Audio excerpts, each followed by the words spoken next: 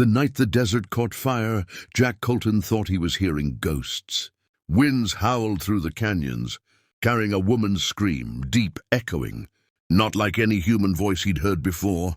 Jack grabbed his rifle, mounted his horse, and rode into the burning hills. The air was thick with smoke, the sky glowing red. But then, through the flames, he saw her, a woman taller than any man, her skin marked with tribal patterns, her leg trapped under a fallen log. "Don't come closer!" she shouted, voice shaking the ground. "This fire isn't meant to be stopped."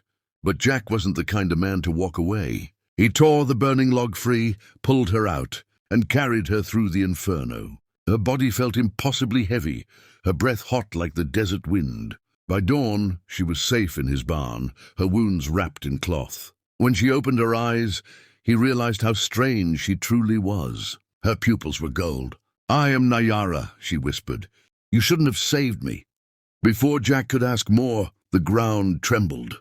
From beyond the dunes came the sound of hooves, dozens of riders emerging from the desert haze. At their head rode an enormous man with white braids and skin like sun-baked stone. His eyes were the same gold as hers. "I am Chief Talon," he said, his voice a rumble. "You saved my daughter, but you have broken a sacred balance." Jack frowned. "I only pulled her from a fire." The chief's eyes narrowed. That fire was her destiny. She was chosen to burn, to seal an ancient curse beneath the mountain. By saving her, you have set it free. Jack laughed nervously. "You expect me to believe that?" But the air grew heavy.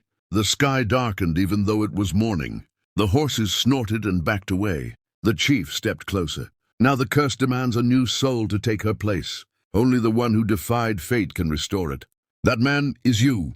That night, the Apache camp glowed with torches. Drums echoed through the canyon like heartbeats of the earth. Nayara sat beside Jack, tears cutting lines through the ash on her face. "I begged my father not to come for you," she whispered. "But the spirits already know your name." Jack stared into the fire.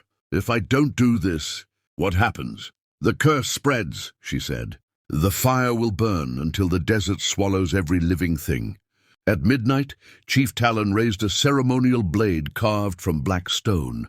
The tribe chanted words older than the wind. The flames rose high, circling Jack and Nayara. Jack took a step forward. "If someone has to pay, let it be me. But promise me one thing. No one else burns." Nayara cried out as the blade pierced Jack's chest. The fire exploded upward, wrapping him in red light. The chant stopped. The wind died, and the desert went silent. When dawn came, Jack was gone. Only a stone figure stood where he had fallen, its face carved in his likeness, eyes turned toward the rising sun. Nayara fell to her knees, whispering through her tears. "He saved me, twice, once from the fire, and once from fate." Locals say that on windless nights, when the desert air smells of smoke, you can still hear hooves pounding across the sand, and a man's voice whispering through the heat. "Keep the fire away from her." That was the night a rancher's mercy changed the desert forever, and the legend of Jack Colton, the Fire Guardian, was born.